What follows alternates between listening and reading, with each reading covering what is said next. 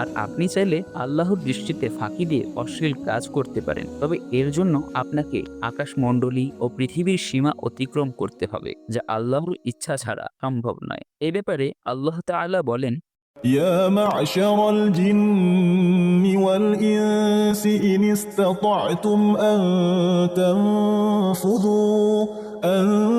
تنفذوا من أقطار السماوات والأرض فانفذوا لا تنفذون إلا بسلطان হে জিন ও মানুষের দল, যদি তোমরা আকাশমণ্ডলী ও পৃথিবীর সীমানা অতিক্রম করে যেতে পারো তবে চলে যাও, কিন্তু তোমরা পারবে না আল্লাহর দেয়া ক্ষমতা ছাড়া। সূরা আর রহমান আয়াত 33।